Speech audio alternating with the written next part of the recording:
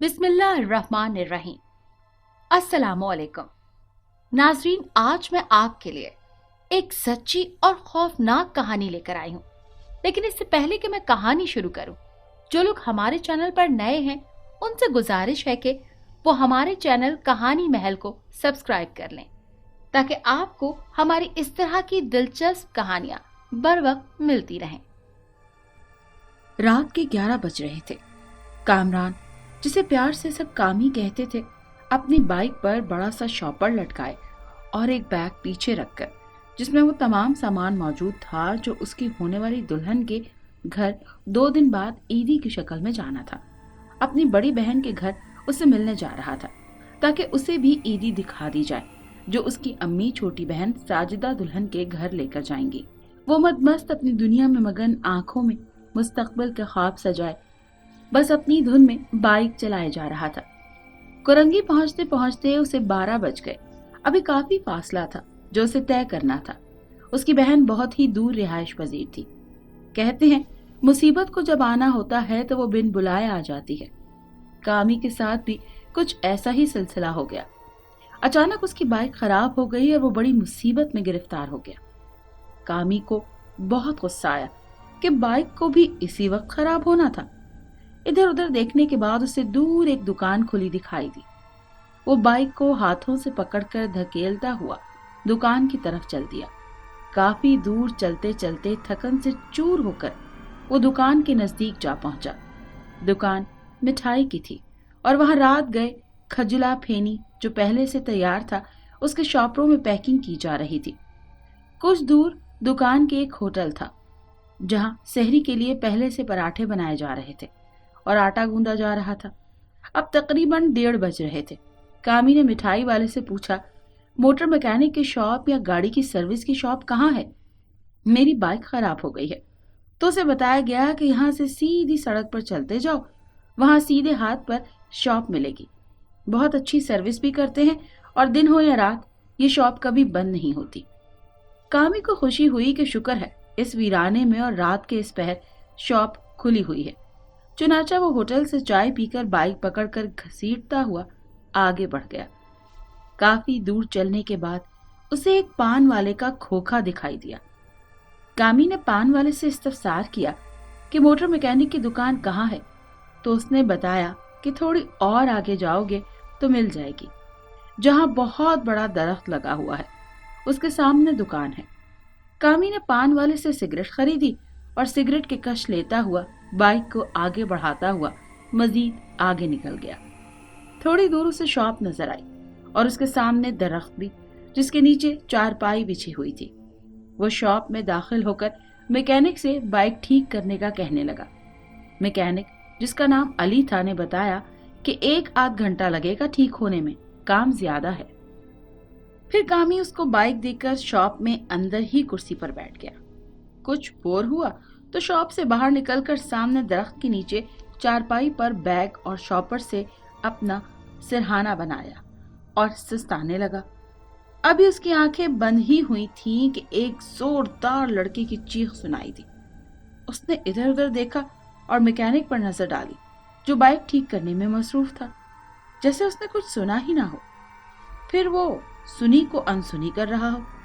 कामी आवाज को अपना वहम समझकर दोबारा लेट गया और मैकेनिक उसकी बाइक ठीक करने में लगा रहा। कुछ देर बाद कामी की आंख लग गई। उसे महसूस होने लगा कि कोई चारपाई पर उसके सिरहाने बैठकर उसका सर सहला रहा है और अनजानी तेज खुशबू फिजा में बिखरी हुई है, जिसके असर से उस पर गुनूदगी तारी हो गई और वो नींद की गहरी नशीली वादियों में जा गिरा। दौरान नींद उसने ख्वाब में देखा कि सफेद लिबास में मलबूस एक खूबसूरत बड़ी बड़ी आंखों वाली लड़की उसके सिरहाने बैठी है और बहुत खुशी से मुस्कुरा रही है। मुस्कुराते मुस्कुराते उसने कामी के बालों को जोर से पकड़ लिया। कामी घबराया और उसने भी रिएक्शन में लड़की के बाल पकड़ लिए। वो लड़की दूर भागी। जितनी दूर वो भागती उसके बाल उतने ही लंबे होते जाते। कामी ये मंजर देखकर मजीद घबरा गया। उसके हाथ कांपने लगे। उसके हाथ में लड़की के बाल थे और वो आगे भागी जा रही थी। कुछ देर बाद लड़की फिर यकदम पलटकर वापस आई। अब उसकी आंखें तेजी से सफेद रंग की रोशनी से चमकने लगी। वो भयानक लग रही थी। ये तेज रोशनी कामी की आंखों को चुंधिया रही थी। वो उसकी आंखों से निकलती हुई उस रोशनी की ताप नहीं ला रहा था। लड़की ने पलटते ही तेजी से वापस आकर कामी पर झपट्टा मारा और उसके बाल फिर पकड़ लिए और खौफनाक आवाजों से डराने लगी। कामी बेबसी से चिल्लाने लगा, छोड़ो मेरे बाल, छोड़ो मुझे, कौन हो तुम? उस लड़की ने बाल छोड़ते ही कामी का गला जोर से भींचना शुरू कर दिया। कामी के हाथों की गिरफ्त कमजोर हो गई और लड़की के बाल उसके हाथ से छूट गए। इतने लंबे बालों वाली लड़की जिसकी आंखें सफेद मोतियों की तरह चमक रही थी, कामी का गला बुरी तरह भींच रही थी। कामी अपना मुंह दाएं बाएं घुमाकर एकदम जोरदार चीख मारता हुआ भयानक खौफ से बेदार हो गया। वो अपने गले पर दोनों हाथ रखे बस यही कहे जा रहा था, छोड़ो मेरा गला, छोड़ दो मुझे, बचाओ बचाओ, मुझे बचाओ, कोई है यहाँ, मुझे ये मार डालेगी, मुझे बचाओ। कामी की आवाज सुनकर मैकेनिक दुकान से बाहर आया और उसको तसल्ली दी कि कुछ नहीं हुआ, यहाँ कोई नहीं है, लगता है कोई डरावना ख्वाब देखा है। खैरियत तो है, इतनी जोर से चिल्लाए, क्या देख लिया ख्वाब में? मैकेनिक ने इस्तफसार किया। कुछ नहीं, कुछ भी नहीं। कामी पसीने से शराबूर हो रहा था। उसकी सांसें ऊपर नीचे हो रही थी और वो अपने गले पर बार बार दोनों हाथ लगाए जा रहा था। यकीनन कोई लड़की आई है ख्वाब में, है ना? ऐसा ही है ना? कामी ने इस बात में सर हिला दिया। कामी को जैसे ही पूरी तरह होश आया तो उसे याद आया कि वो तो बाइक ठीक करवाने आया था और सस्ताने लेट गया था। मेरी बाइक ठीक हुई कि नहीं? जनाब, कुछ काम बाकी है अभी, थोड़ी देर लगेगी। आप ऐसा करें, दुकान के अंदर आ जाएं। यूं दरख्त के नीचे सोना ठीक नहीं है। मैं सोने के गर्ज से नहीं लेटा था, मगर नींद खुद ब खुद आ गई और वो लड़की मेरा गला दबा रही थी। लगता है आपने भी किश्वर को देखा होगा ख्वाब में। वो अक्सर ख्वाब में आकर डराती है। आप अंदर चलिए मेरे साथ दुकान में, यहाँ बैठना ठीक नहीं। ये किश्वर कौन है? कुछ नहीं, आप छोड़ें इस बात को। दरख्त के नीचे रात को सोना मुनासिब नहीं। अंदर चलें दुकान के, वैसे भी बाइक ठीक होने वाली है। कामी को बात भली लगी। वो फौरन शॉपर और बैग उठाने लगा और शॉप में दाखिल हो गया। कामी को अपना बैग कुछ अजीब लगा। उसने खोलकर देखा तो ईदी का जोड़ा बुरी तरह फटा हुआ था जो शॉपर में था, मगर बैग में कैसे आया उसे कुछ मालूम नहीं। कामी देखकर हैरान हो गया कि उसने तो खुद पैक करके शॉपर में रखा था। अब कामी का दिमाग चकराने लगा। जरूर कोई चोर मेरी नींद का फायदा उठाकर कार्रवाई कर गया है। चुनांचे उसने तमाम सामान चेक किया। सामान पूरा था, मगर हर चीज टूटी हुई थी। चूड़ियां किरची किरची हुई थी। शॉपर का सामान बैग में और बैग का सामान शॉपर में मिला। सारा मेकअप टूटा हुआ था। कामी पर हैरत के पहाड़ टूट गए कि अगर चोर होता तो कुछ चुराता जरूर। यकीनन कुछ तलाश किया किसी ने। कामी का शक मैकेनिक पर था। कामी ने मैकेनिक पर इल्जाम लगाने से पहले अपना वॉलेट और मोबाइल चेक किया। रकम पूरी निकली और मोबाइल भी मौजूद था, मगर बैटरी खत्म होने की वजह से बंद था। पूरी चार्जिंग खत्म थी, जिसकी वजह से वो अपनी माँ और बहन से राबता नहीं कर सकता था। बहन को सिर्फ ये बताया था कि मेरी बाइक खराब हो गई है, आने में थोड़ा टाइम लगेगा। ये बात उस वक्त की थी जब कामी ने पान के खोखे से सिगरेट खरीदी थी। इसके बाद उसकी बैटरी खत्म हो गई थी, जिसकी वजह से राब्ता मुनक़ता हो गया था। अब कामी की कुछ समझ में नहीं आ रहा था कि ये क्या मामला है।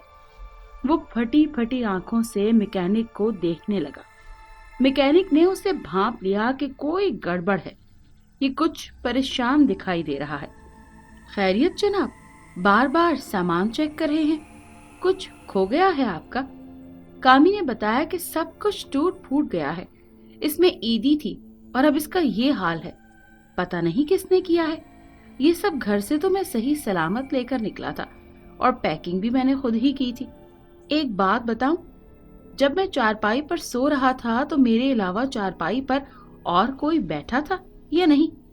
कामी ने सवाल किया। भाई, आप चारपाई पर पैर फैलाए सो रहे थे, कोई भी नहीं आया, आप अकेले थे और सामान आपने सर के नीचे दबाया हुआ था। अभी ये बातें हो ही रही थीं कि एक बार फिर किसी लड़के की चीखें सुनाई दी। ये किसकी चीखें हैं? कौन है ये लड़का? मालिक के मकान का बेटा है, मगर ये क्यों चीख रहा है? खैरियत तो है? मुझे खौफ आ रहा है इसकी आवाजों से। कभी हंस रहा है तो कभी भारी आवाज में चीखें मार रहा है। जनाब, क्या बताएं, जिनकी ये शॉप है उनका नाम इनायत है और ऊपर वही अपनी फैमिली के साथ रहते हैं। फारिस उनका अकलौता बेटा है। ये चीखें फारिस की ही हैं। शुरू से ही वो मुल्क से बाहर अपनी खाला के पास रहता था। 3 माह पहले बाहर से तालीम हासिल करके अपने घर वालों से मिलने आया था। बहुत खुश इखलाक पढ़ा लिखा लड़का था। आए दिन दुकान पर बैठा रहता और अपने वालिद का हाथ बटाता। रात में वही दुकान पर बैठता था। कुछ दिन पहले उसे रात में किश्वर नजर आई। उसने जिक्र किया हमसे कि उसने किसी को देखा है, रात में, सफेद लिबास में, बड़े बड़े बालों वाली, खूबसूरत आंखों वाली। हमने उसे मना किया कि इस चक्कर में न पड़े। वो लड़की एक भटकी हुई बेचैन रूह है जिसे इंतजार है किसी का, मगर वो ना माना। वो रूह उसके पास आती और सामने दरख्त के पास खड़े होकर रात भर उससे बातें करती। कि क्या मतलब? रूह? हाँ, रूह। हमने फारिस को मना किया कि रात को दुकान छोड़कर दरख्त के पास न जाया करो। मना करने पर वो बाज ना आया। वो वेस्ट से पढ़कर आया था और इन रूह की मौजूदगी की बातों पर यकीन नहीं रखता था। उसके हाथ एडवेंचर लग गया था। उस रूह ने उसे पूरी तरह अपनी मोहब्बत में जकड़ लिया। बहुत शैतानी रूह है। अपनी जिंदगी में भी बहुत घटी और शैतान लड़की थी। फारिस हमारी और अपने घर वालों की सुनता ही नहीं था और उस रूह का शिकार बन गया। वो उसे जिंदा लड़की समझता था और समझता था कि हम झूठ बोल रहे हैं। अब वो अपना ज़हनी तवाज़ुन खो बैठा है क्योंकि वो रूह उसे छोड़कर चली गई थी। अपना बदला निकालकर वो कामयाब हो गई। उसे नए शिकार की तलाश थी। सब पूरा कर चुकी, मगर अब भी कभी कभी यहाँ वहां नजर आती है। कभी फारिस के जिस्म में घुसकर खूब चिल्लाती है, तंग करती है। इनायत साहब को बहुत दुख होता है, मगर मैं और दूसरे वर्कर्स उस पर कोई ध्यान नहीं देते। उसे हमसे कोई गर्ज नहीं।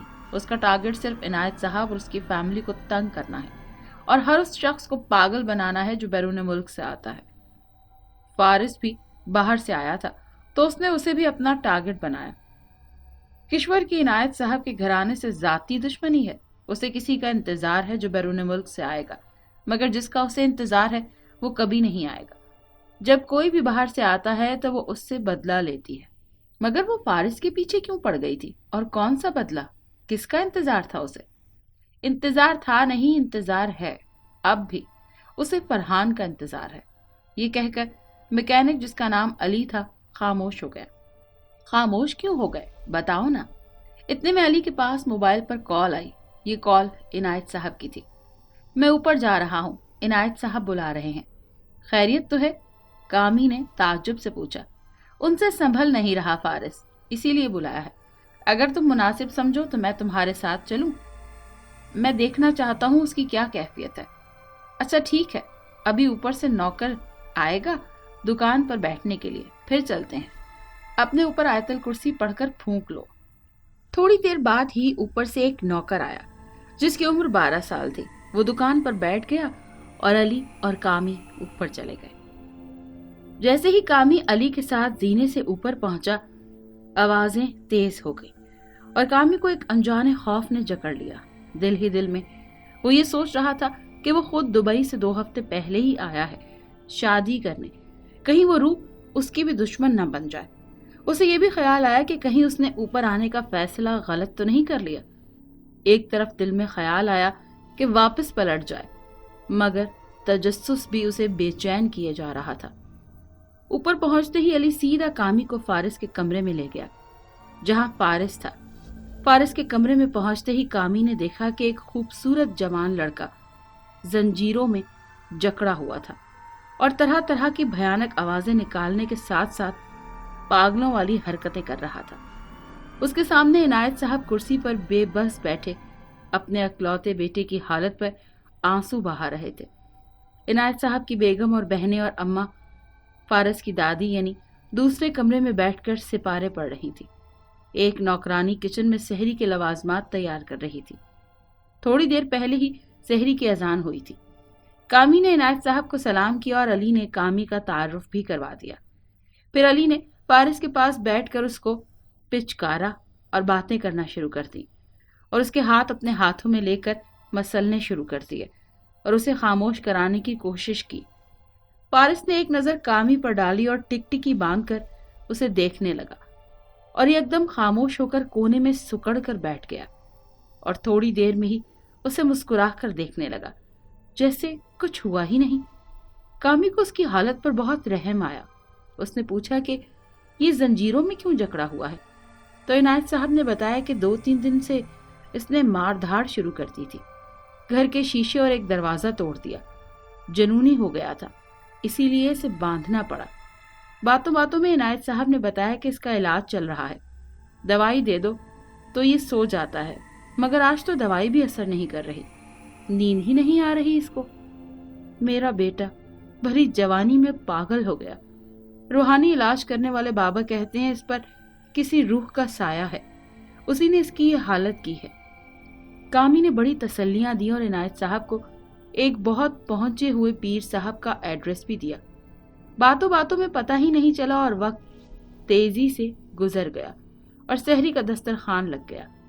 इनायत साहब, अली और कामी ने साथ सहरी खाई और फारिस को खाने को दिया तो उसने मुंह दूर कर लिया, बस पानी ही पिया।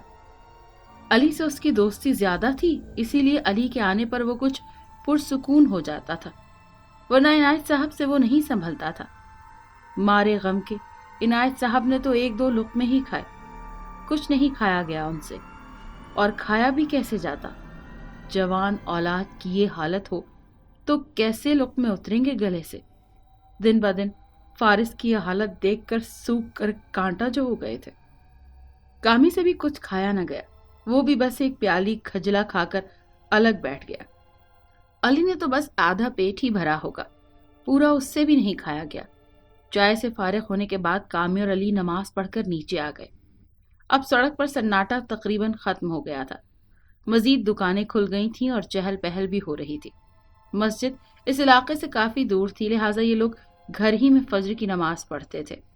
अली ने दोबारा बाइक ठीक करना शुरू कर दी और थोड़ी देर बाद बाइक ठीक हो गई। बातों बातों में कामी ने अली और इनायत साहब का नंबर भी ले लिया था और अपना नंबर भी इन्हें दे दिया था। अली से कामी की एक ही मुलाकात में काफी अच्छी दोस्ती हो गई, क्योंकि अली वाकई एक खुश अखलाक लड़का था। इनायत साहब ने भी उसकी तारीफ की थी। कुछ देर बाद ही 3 मोटर मैकेनिक और आ गए।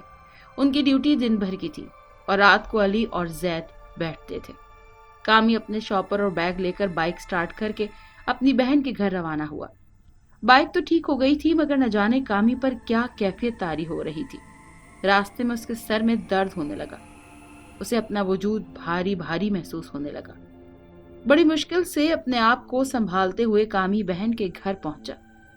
वो पलटकर घर जाना चाहता था, मगर अब बहन का घर नजदीक था, इस वजह से वो उसकी तरफ हो लिया। अब सुबह हो चुकी थी। कशमाला ने गेट खोला तो सामने कामी को देखकर डर गई। कामी की आंखें लाल सुर्ख हो रही थी। वो कामी से मुसलसल लगातार सवालात करती रही। तुम तो रात को आ रहे थे, मैंने कितनी कॉल की, मगर तुम्हारा मोबाइल बंद था, और अब सुबह शक्ल दिखा रहे हो। बाइक ठीक हो गई तुम्हारी? इतनी देर लगा दी तुमने आने में। मैं कब से परेशान थी। अम्मी अलग परेशान हो रही हैं, बार बार फोन कर रही हैं कि तुम पहुंचे हो या नहीं। कामी ने एक नजर उठाकर बहन को देखा और कुछ बोले बगैर घर में दाखिल हो गया, और शॉपर और बैग भी बाइक से नहीं उतारा और सीधा कमरे में रखे बड़े से सोफे पर लेट गया।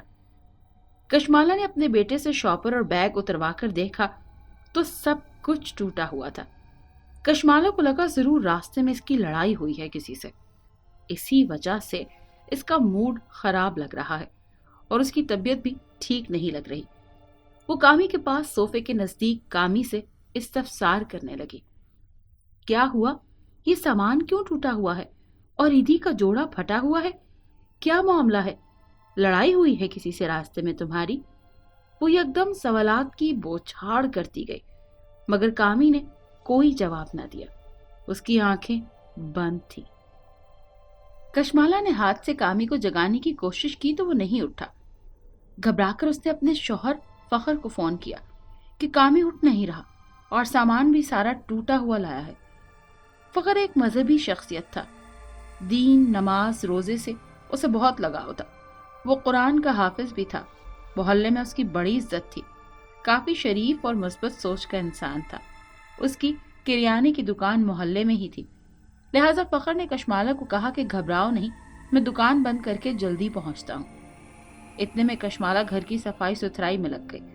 اس کا بیٹا کاشف مدرسے چلا گیا اور اس کی بیٹی ہنی کمرے میں کھیلنے لگی۔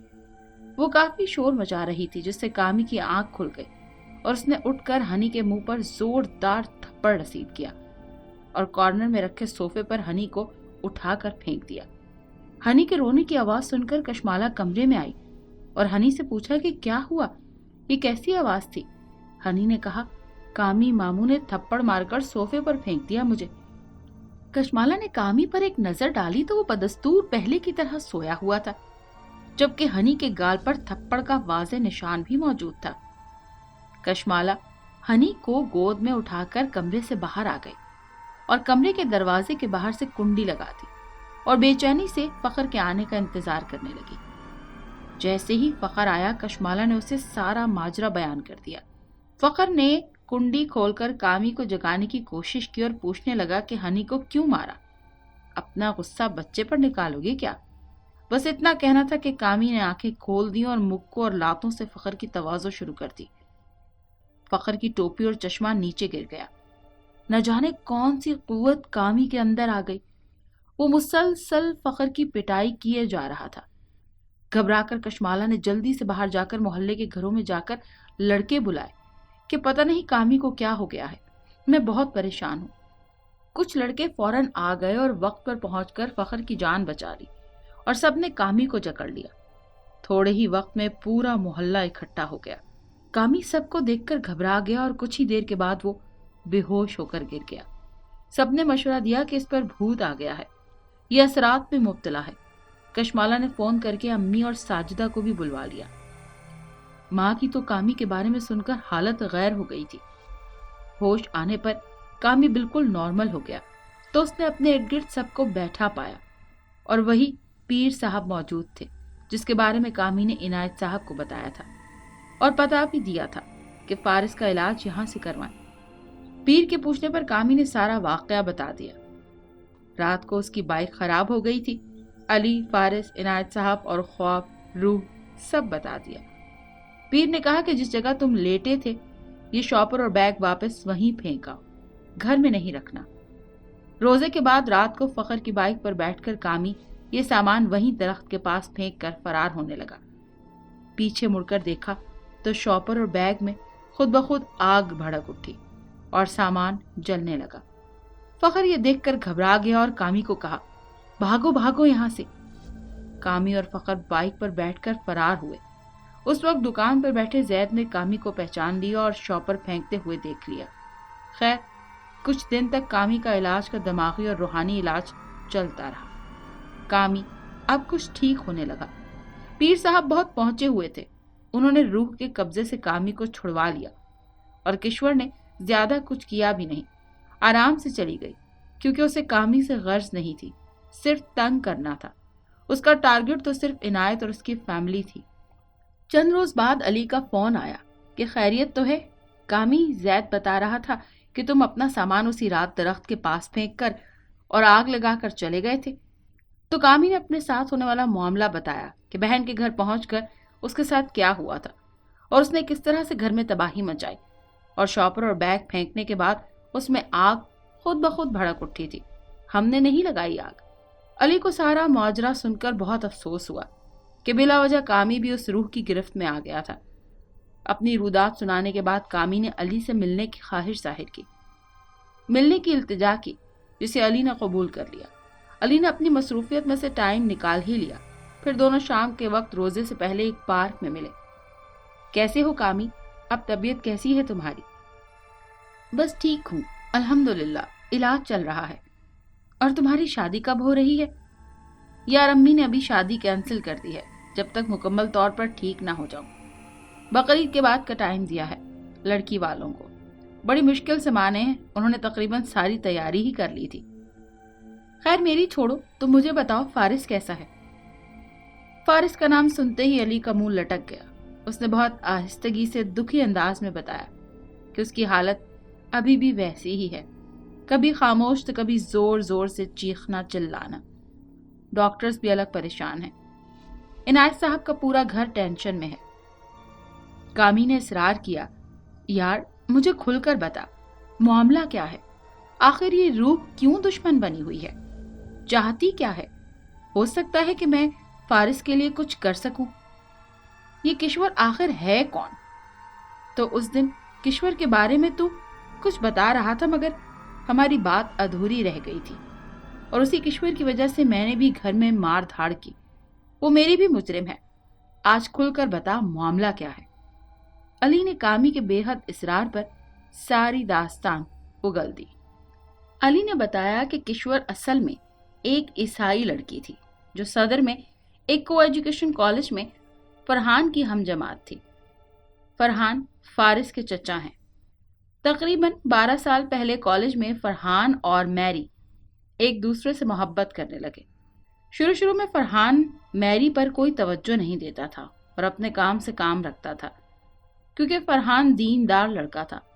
وہ حافظ قرآن بھی تھا اور وہ قد کاٹ میں لمبا چوڑا، بہت خوبصورت، خوش شکل اور خوش اخلاق، مہذب لڑکا تھا۔ دکان پر بھی وہی بیٹھا کرتا تھا۔ اس وقت میں کم عمر تھا، مجھ سے بھی اچھی خاصی دوستی تھی فرحان کی۔ اس نے کبھی عمروں کے فرق کو ترجیح نہیں دی، ہمیشہ برابری کی دوستی کی مجھ سے۔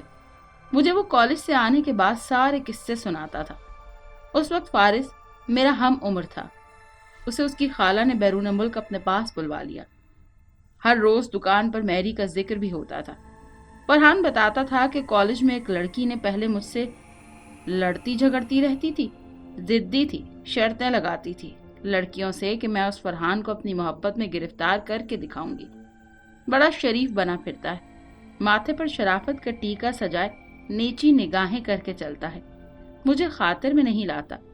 پہلے بہت لڑتی تھی مگر اب وہ خود میری محبت میں گرفتار ہو کر اسلام قبول کر کے مجھ سے شادی کرنا چاہتی ہے۔ فرحان کے کالج میں عیسائی لڑکی سے دوستی کی بھنک فرحان کے والد کو پڑ گئی۔ انہوں نے فرحان کو بہت ڈانٹا کہ وہ ہمارے مذہب کی نہیں ہے، دور رہو اس سے، مگر فرحان کو میری نے یقین دلایا ہوا تھا کہ وہ فرحان کے لیے کچھ بھی کر سکتی ہے، اپنا مذہب بھی جلد تبدیل کر لے گی۔ فرحان پر اس نے نہ جانے کون سا جادو کر رکھا تھا، وہ اسی کی طرفداری کرتا۔ اس نے جانے کیسے اپنے محبت کے جال میں پھنسا لیا کہ وہ اپنے والد اکمل اور بھائی عنایت صاحب کو بھی نہیں سنتا تھا۔ روز میری سے ملنے جانے لگا اور اب وہ دکان تک اس سے ملنے آنے لگی تھی۔ یہ دونوں اسی درخت کے نیچے کھڑے ہو کر گھنٹوں باتیں کرتے۔ ان دونوں کی ملاقاتوں کا یہ اثر ہوا کہ فرحان نے نماز میں بھی دلچسپی لینا چھوڑ دی تھی، ورنہ وہ 5 وقت کا نمازی تھا۔ فرحان کے والد نے سختی سے منع کیا کہ وہ میری سے ملنا جلنا بند کر دے، کالج میں بھی اس کی کوئی اچھائی سننے کو نہ ملے۔ عنایت صاحب نے فرحان کے کالج جا کر میری کے بارے میں معلومات اکٹھی کی تھی۔ انہیں مایوسی ہوئی کہ یہ لڑکی اچھی نہیں ہے، بہت ضدی اور چال چلن بھی ٹھیک نہیں، لڑکوں کو بیوقوف بناتی ہے، انہیں عشق اور محبت کے چکروں میں مبتلا کر کے چھوڑ دیتی ہے اور وہ اس کے عشق میں پاگل ہو جاتے ہیں۔ اور بھی بہت کچھ نامناسب سننے کو ملا۔ انہوں نے ساری معلومات اپنے والد کو بتا دی۔ فرحان کے والد اکمل صاحب نے ہی معلومات اکٹھی کرنے کو کہا تھا۔ عنایت صاحب نے خفیہ طریقے سے فرحان کی جاسوسی شروع کروا دی اور میری کے گھر کا بھی پتہ معلوم کروا لیا۔ وہ ایک پوش علاقے میں ہی ایک وسیع و عریض بنگلے میں رہتی تھی اور والدین کی اکلوتی اولاد تھی۔ مختلف لڑکوں سے اس کی دوستی تھی جو عیسائی ہی تھے۔ فرحان کے والد اکمل نے میری کے گھر جا کر میری کے والدین کو دھمکایا کہ آپ کی لڑکی میرے بیٹے کو دین سے دور کر دے گی، ہمارا اور آپ کا مذہب الگ ہے، فرحان سے میری کی شادی کبھی نہیں ہو سکتی، اپنی بیٹی کو قابو کرو اور سمجھاؤ کہ فرحان کا خیال دل سے نکال دے، اس سے شادی کے خواب دیکھنا چھوڑ دے۔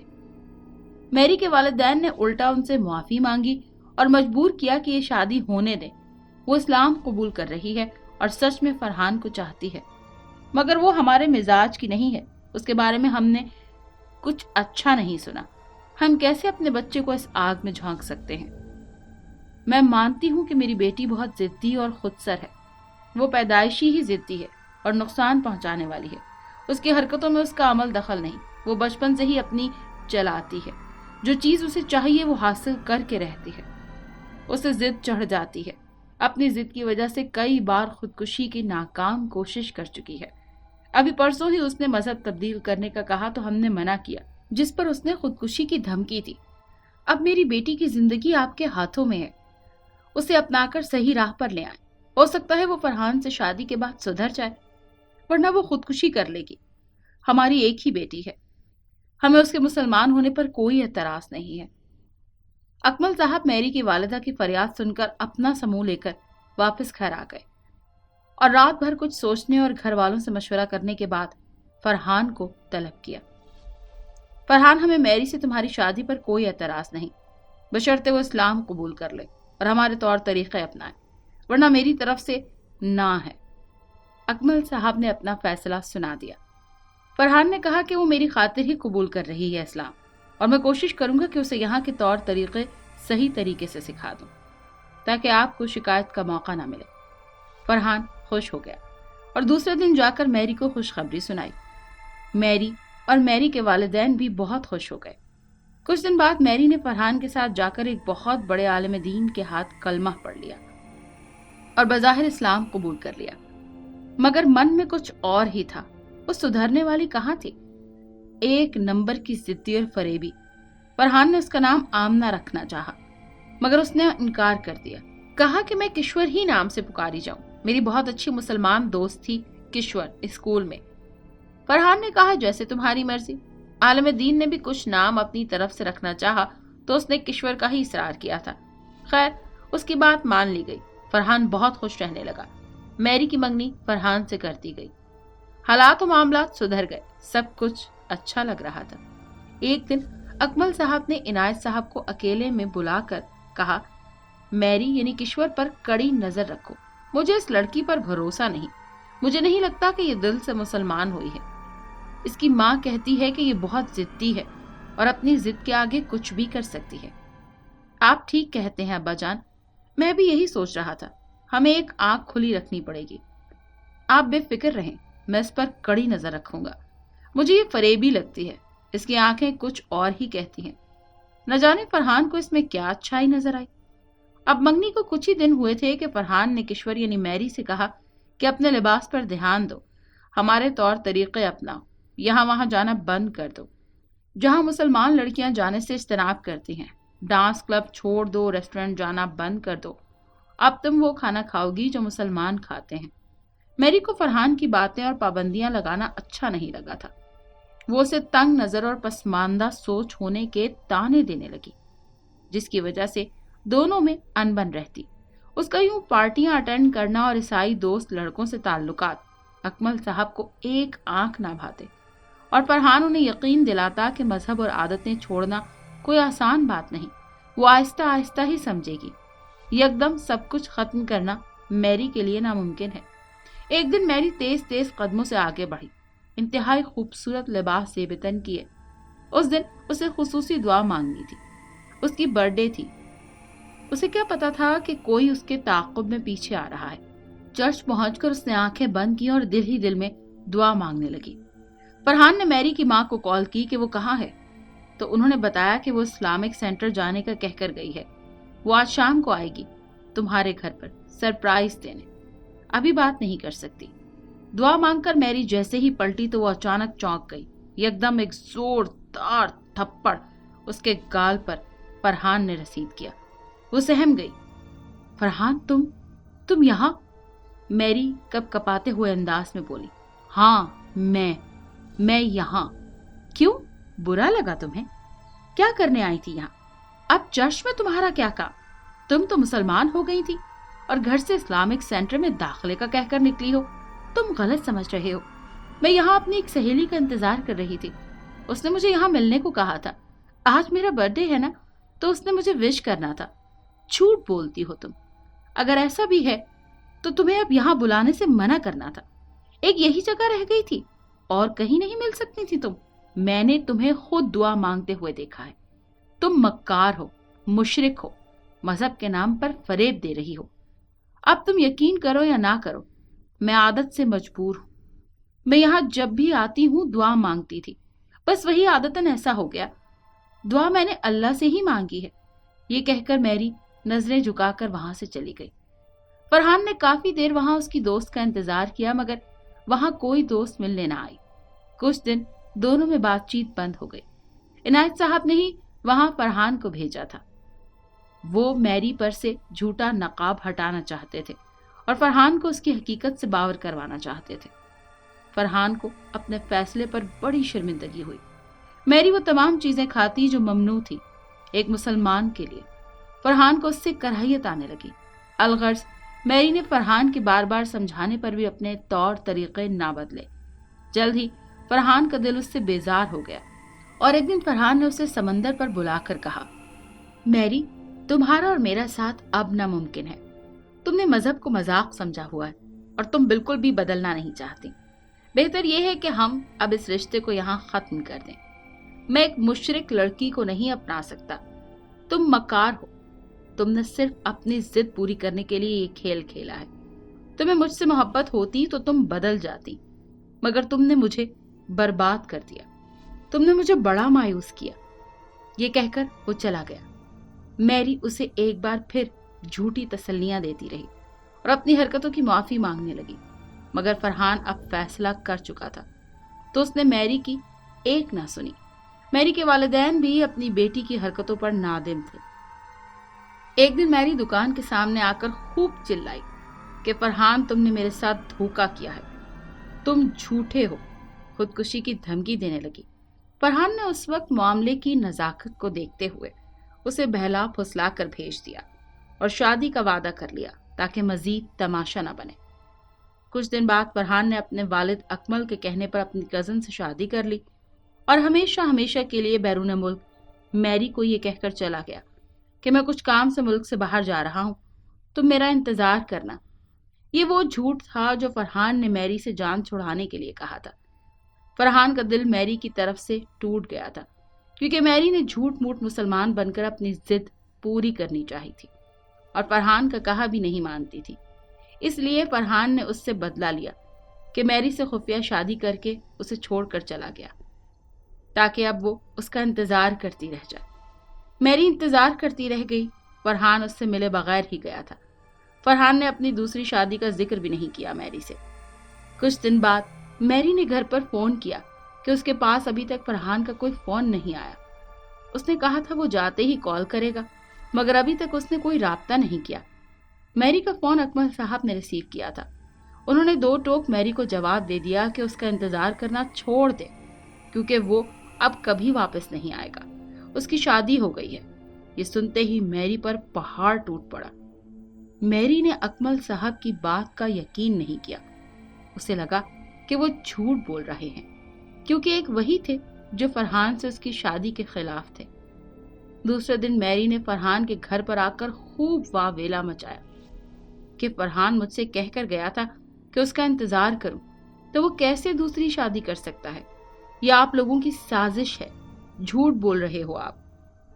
اور پھر نیچے آ کر دکان کے سامنے درخت کے نیچے کھڑے ہو کر اپنے آپ کو گولی مار کر خودکشی کر لی۔ اس وقت وہ بہت جذباتی حالت میں تھی، اس کی کچھ سمجھ میں نہیں آیا۔ وہ صرف ڈرا دھمکا کر فرحان کا پتہ پوچھنے کے لیے آئی تھی، مگر بدقسمتی سے اس کے ہاتھ سے گولی چل گئی اور وہ یہ کہہ کر کہ میں انتظار کروں گی تمہارا فرحان، ہلاک ہو گئی۔ یہ سب باتیں میری کے بارے میں علی نے کامی کو بتا کر ایک لمبا گہرا سانس لیا۔ علی نے کچھ دیر خاموشی کے بعد مزید بتایا کہ میری کے مرنے کی خبر فرحان کو پہنچا دی گئی۔ اسے یقین نہیں آ رہا تھا کہ میری ایسا بھی کر سکتی ہے۔ مرنے کے کچھ دن بعد میری کی روح بھٹکنے لگی۔ کبھی گھر میں میری کے چیخنے کی آواز آتی تو کبھی وہ اکمل صاحب کے خواب میں آ کر انہیں ڈراتی۔ انہی دنوں رات کو میں نے اور دوسرے ورکرز نے میری کو دکان کے سامنے درخت کے گرد چکر لگاتے ہوئے دیکھا۔ ہم سب بہت ڈر جاتے تھے۔ شروع میں میری نے بہت تنگ کیا۔ کبھی دکان کی چیزیں الٹ پلٹ ملتی تو کبھی کچھ چیزیں ٹوٹی پھوٹی ملتی۔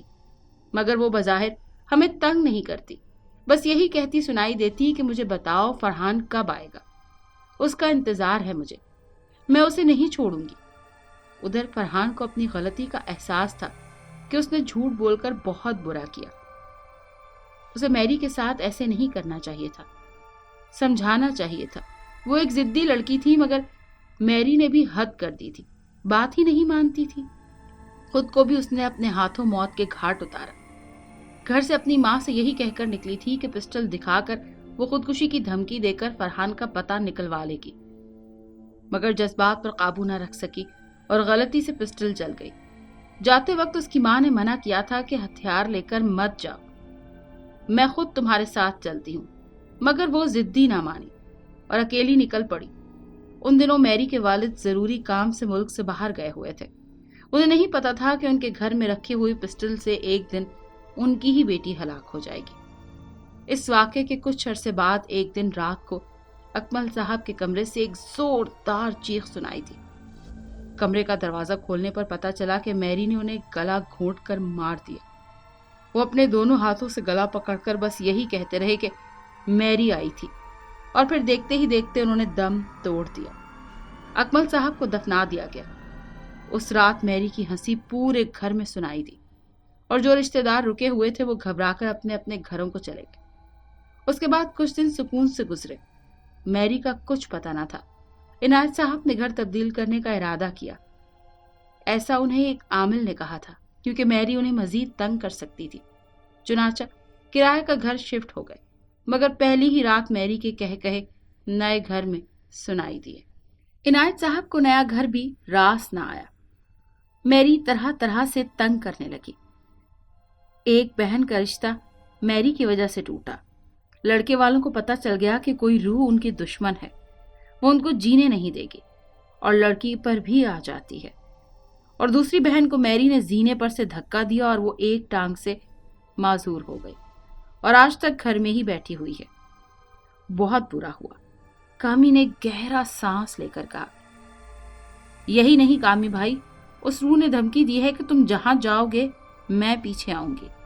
عنایت صاحب کو کاروبار میں بہت نقصان ہوا تو وہ دوبارہ اسی پرانے گھر میں آ گئے، کیونکہ کرایہ نہیں دے سکتے تھے، اور پھر شاپ دوبارہ کھول لی، نیا کاروبار بند کر دیا۔ اس دوران فارس کی امی کی بھی طبیعت بہت خراب رہتی تھی، ان پر بھی بہت خرچہ ہوا۔ اب یہ روح دوبارہ نظر آنے لگی تھی اور پھر کچھ سالوں غائب ہو گئی، اور عنایت صاحب نے سکھ کا سانس لیا، اور شاپ بھی دن دگنی رات چگنی ترقی کرتی گئی۔ کبھی کبھی میری نظر آتی جب کوئی محلے میں بیرون ملک سے آتا تو وہ اثرات میں مبتلا ہو جاتا۔ یہ سب میری کرتی تھی، اسی شخص کے گرد منڈلاتی تھی اور اسے دماغی مریض بنا ڈالتی۔ اللہ جانے اسے کیسے کسی کے باہر سے آنے کی خبر ہو جاتی ہے، یہ بھی ایک معمہ ہے۔ اب جب کئی سال بعد فارس جوان ہو کر پڑھ لکھ کر آیا تو اس نے اسے بھی اپنا شکار بنایا، حالانکہ فارس کو میری کے بارے میں بتا دیا تھا کہ تم جسے لڑکی سمجھ کر ملتے ہو وہ دراصل میری ہے، تمہارے چاچو فرحان کی سابقہ خفیہ بیوی۔ مگر نہ جانے میری نے کیا جادو کیا ہوا تھا کہ فارس ہماری سنتا ہی نہیں تھا۔ بہت سے عاملوں سے گھر کے بارے میں اور میری سے نجات کے لیے عمل کروایا، جس کے اثر سے کچھ دن وہ غائب ضرور ہو جاتی ہے مگر پھر نمودار ہو جاتی ہے۔ بہت خراب تھی میری، زندگی میں بھی اور مرنے کے بعد تو اور زیادہ۔ شکریہ علی، تم نے اتنی تفصیل سے بتایا۔ میں ضرور کچھ نہ کچھ کروں گا اس روح سے نجات کے لیے۔ میں نے تمہیں جس پیر کا بتایا تھا وہ بہت پہنچے ہوئے ہیں، وہ جنات اور روح کو حاضر کر سکتے ہیں اور اسی عمل میں ماہر ہیں۔ میں ان سے بات کروں گا۔ دیکھو میں تقریباً ٹھیک ہو گیا ہوں، انشاءاللہ فارس بھی جلد صحت یاب ہو جائے گا۔ یہ کہہ کر کامی واپس چلا گیا۔ عید کے بعد کامی نے دوبارہ علی کو کال کی اور پیر صاحب سے ملوایا۔ کامی نے پہلے سے ہی اپنے پیر کو میری کی تمام داستان سنا دی تھی۔ علی سے پیر نے کہا کہ میں عنایت صاحب کے گھر میں رات رک کر کچھ عمل کر کے روح کو حاضر کر کے اس سے بات کروں گا۔ وہ ایک ضدی لڑکی تھی اور ایک خاص شیطانی طاقت کے زیر اثر تھی۔ ہمیں میری کو اس شیطان کے اثر سے بھی چھٹکارا دلانا ہوگا۔ یہ ساری ضد وہی شیطان کر رہا ہے، میری کو اس میں کوئی عمل دخل نہیں، اور اس کی ضد ختم کرنا ہوگی۔ اس کو سمجھانا ہوگا کہ اگر وہ فرحان کو ہمیشہ کے لیے پانا چاہتی ہے تو جو میں کہوں گا وہ ویسا ہی کرے گی۔ علی کو پیر کی باتیں کچھ عجیب سی لگی، کیونکہ اس نے ایک نیا قصہ چھیڑ دیا کہ میری پر شیطانی اثرات ہیں، شیطانی عمل دخل ہے۔ علی نے اکیلے میں کامی سے کہا کہ ایسا تو کچھ بھی نہیں تھا، تو یہ پیر صاحب کیسے کہہ سکتے ہیں؟ اس طرح تو میری مظلوم ہوئی۔ پھر اگر یہ میری میں موجود شیطانی طاقتیں کر رہی ہیں تو یار کہتے تو تم بھی ٹھیک ہو، مگر پیر صاحب جھوٹے نہیں ہیں، نہ ہی جعلی ہیں، ہمیں اس بات کی تصدیق کرنی ہوگی۔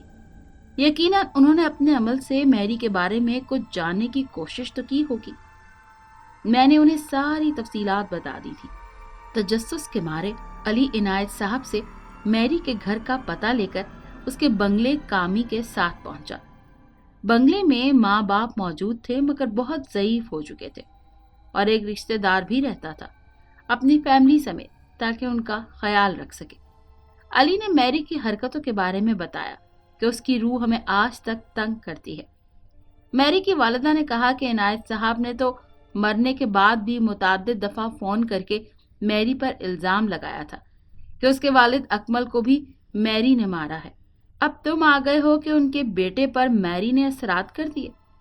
تم لوگوں نے مرنے کے بعد بھی میری بیٹی کا پیچھا پکڑا ہوا ہے۔ فرحان نے کیا کم دھوکہ دیا تھا اسے؟ میری بچی ایسی نہیں تھی۔ علی نے اماں کے الفاظ پکڑ کر فوراً کہا، آنٹی ہم بھی یہی کہنے آئے ہیں کہ آپ کی بیٹی ایسی نہیں تھی، تو کون تھا جو اسے ضدی بنانے اور نقصان پہنچانے پر مجبور کرتا تھا؟ کیا مطلب تمہارا؟ میں سمجھی نہیں۔ میرا مطلب آنٹی میری کے بارے میں بتا دیں کہ وہ آخر اتنی ضدی کیوں تھی۔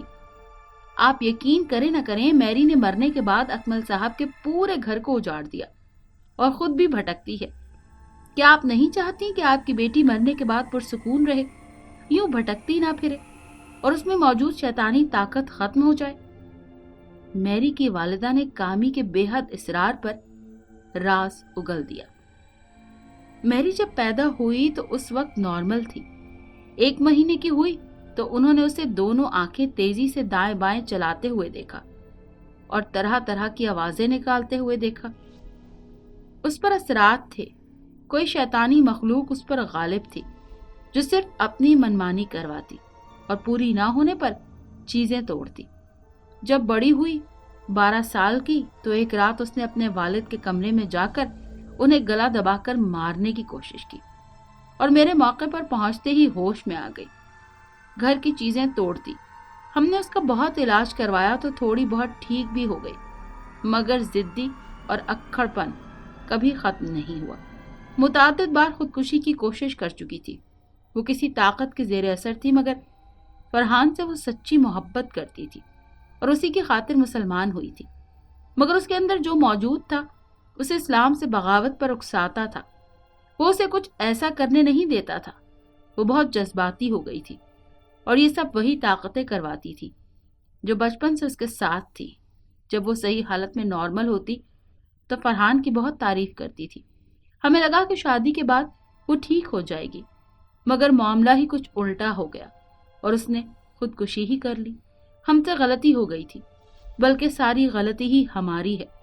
ہمیں اکمل صاحب کو یا فرحان کو میری کی حقیقت بتا دینا چاہیے تھی، مگر ہمیں خدشہ تھا کہ یہ لوگ میری کو اپنانے سے انکار نہ کر دیں، اور پھر ہم نے سب کچھ حالات پر چھوڑ دیا تھا۔ مگر میری نے خودکشی ہی کر لی۔ اسے مرنے پر مجبور ہی ان شیطانی طاقتوں نے کیا ہوگا۔ وہ متعدد بار اپنے آپ کو ختم کرنا چاہتی تھی۔ میری کی والدہ کی باتیں سننے کے بعد علی اور کامی کو پیر کی باتوں پر یقین آ گیا کہ وہ ٹھیک ہی کہہ رہے تھے۔ اب دونوں نے یہی کہا کہ جلد از جلد پیر کے ہاتھوں اس شیطانی طاقت کو ختم کروا دیں۔ گھر پہنچ کر علی نے عنایت صاحب سے بات کر کے کامی کو بتا دیا۔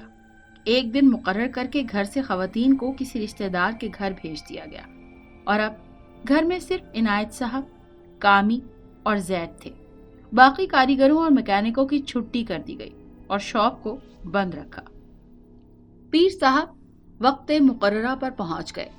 دن بھر پیر نے گھر کا جائزہ لیا اور فارس پر کچھ پڑھ کر دم درود کیا۔ رات کے پہر 2 بجے پیر نے کمرے میں بیٹھ کر کچھ پڑھنا شروع کیا۔ कामी, इनायत साहब, अली भी उसी कमरे में थे। जैद फारिस के कमरे में बैठा उसका ध्यान रख रहा था। फारिस उस वक्त कुनूदगी में था। पीर ने कहा कि डरना मत, अगर डर लग रहा है तो बाहर चले जाओ, लेकिन सब ने कमरे में ही बैठने पर आमादगी जाहिर की। किसी के गुमान में भी ना था कि पीर के कुछ पड़ते ही घर के शीशे टूट जाएंगे और मैरी कह लगाती हुई सामने आ जाएगी। अली और कामी को तो यकीन नहीं हो रहा था कि कोई रूह भी हाजिर हो सकती है। इनायत साहब ने जब मैरी को देखा तो उन्हें बरसों पुरानी याद आई कि उसने मेरे वालिद को मारा था और अब मेरे बेटे का यह हाल हुआ है। पीर मैरी से बातें करते रहे और वो गुस्से से चिल्लाती रही, क्या चाहती हो? फरहान वापस मिलेगा अगर तुम मेरी बात मानो तो, वरना तुम कयामत तक इंतजार करती रहोगी। शैतान रूह, चली जाओ यहां से, छोड़ दो सबका पीछा, वरना भस्म कर दूंगा। वो चीखें मारती रही, मैं कहता हूं अगर तुझे फरहान चाहिए तो कलमा पढ़ और दिल से मुसलमान हो जा, तेरा इंतजार खत्म हो जाएगा और मरने के बाद फरहान तेरी दुनिया में तेरे पास आ जाएगा, वरना जहन्नुम के गढ़ों में गिरेगी और कभी तुझे कुछ नहीं मिलेगा सिवाय इंतजार के। जिद्दी शैतान, अगर मेरी बात ना मानी तो फिर हमेशा के लिए तेरे अंदर छुपे शैतान को भस्म कर दूंगा। मैरी ने कह मारने शुरू कर दिए।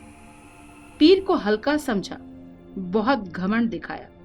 पीर साहब का चेहरा गुस्से से सुर्ख हो गया और फिर पीर ने कुछ ऐसा पढ़ना शुरू किया कि मैरी के अंदर छुपे शैतान की कपकपियां छूटने लगी। वो दर्द से करहाने लगी और तड़प तड़प कर नीचे सर झुका लिया, जैसे वो राजी हो गई। अब उसके अंदर छुपी शैतानी ताकत खत्म हो गई। अब वो मुकम्मल तौर पर पीर के कब्जे में थी। पीर ने कलमा पढ़ाया और मैरी ने भी पढ़ना शुरू कर दिया और रोती हुई फर्श पर सजदे में गिर गई और गायब हो गई। हर तरफ अजीब सी कैफियत तारी थी।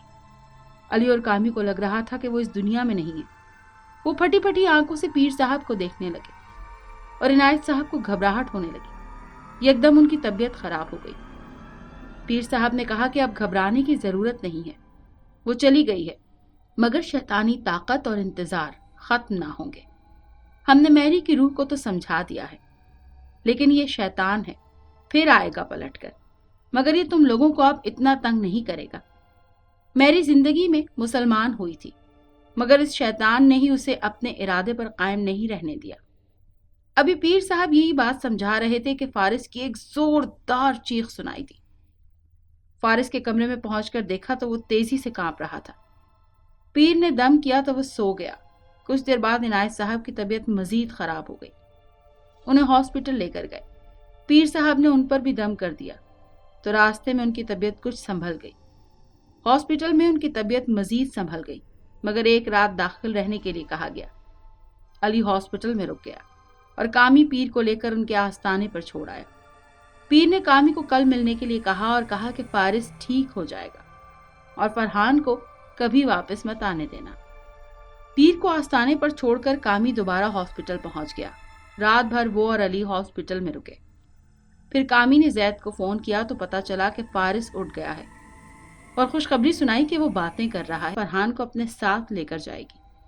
वक्त गुजरने के साथ साथ सब कुछ बदल गया। मजीद 2 साल और गुजर गए। एक दिन फरहान का फोन आया कि वो वापस आ रहा है अपनी बीवी की डेड बॉडी लेकर। उसका इंतकाल हो गया है। इनायत साहब ने बहुत मना किया, मगर उसकी बीवी की यही ख्वाहिश थी कि उसे उसके मुल्क में ही दफनाया जाए, क्योंकि जिंदगी में तो सिर्फ 2 दफा ही आई थी वो अपने माँ बाप से मिलने के लिए। फरहान नहीं आया कभी। इनायत ने बहुत मना किया वहीं दफना दिया जाए, मगर फरहान बस जिद था। वो अचानक आ गया। इनायत ने फरहान को घर आने को मना किया था, लिहाजा वो अपने ससुराल लाहौर में उतरा था और वहीं बीवी की तदफीन की गई। इनायत साहब ने फरहान को वहीं लाहौर में रुकने पर मजबूर कर दिया और कराची आने से मना किया। ये किश्वर मैरी की बद्दुआ का नतीजा था। यह फरहान की अपनी बीवी से ज़हनी हम आहंगी नहीं थी कि फरहान आज तक बेऔलाद रहा। उसकी जिंदगी अच्छी नहीं गुजरी। बैरून मुल्क में या फिर उसके दिल में आज तक मैरी बसी पड़ी थी, जिसने फरहान को धोखा दिया था। फरहान अब काफी संजीदा और मैच्योर हो गया था। अब तन्हा था, वापस बैरून मुल्क नहीं जाना चाहता था। घर वालों ने फरहान की तीसरी शादी पर जोर दिया। बहुत इसरार और मजबूर करने पर फरहान राजी हो गया। कुछ दिन में ही इनायत साहब की बेगम ने फरहान के लिए खातून तलाश कर ली और कराची आकर एक होटल में फरहान की शादी कर दी गई। फरहान को होटल में ही ठहराया गया था, घर तक तो आने ही नहीं दिया गया। इनायत साहब ने बहुत एहतियात से काम लिया। उन्हें डर था क्योंकि पीर ने मना किया था कि फरहान को पाकिस्तान कभी मत आने देना, वरना ये शैतानी जिद्दी रूह फिर पलट आएगी। घर में तो जिक्र तक नहीं किया गया फरहान की शादी का, मगर जब मुसीबत को आना होता है तो वो आकर ही रहती है। नई नवेली दुल्हन के कमरे में पहुंचकर जैसे ही फरहान ने घूंघट उठाया तो माजी फिर एक बार उसके सामने आ खड़ा हुआ। घूंघट में कोई और नहीं, मैरी को पाया। मैरी, तुम? हाँ, मैं। फरहान, देखो, मैंने तुम्हारा इंतजार किया।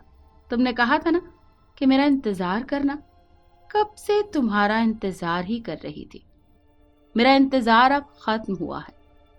ये कहकर मैरी खड़ी होकर फरहान के नजदीक आ गई। सुबह सवेरे पुलिस ने होटल को चारों तरफ से घेरे में ले लिया था। एम्बुलेंसेस में फरहान की डेड बॉडी को डाला जा रहा था। अली, जैद, कामी, इनायत साहब और कुछ रिश्तेदार एम्बुलेंस के गिर्द खड़े थे और हर तरफ ये खबर जंगल में आग की तरह फैली हुई थी।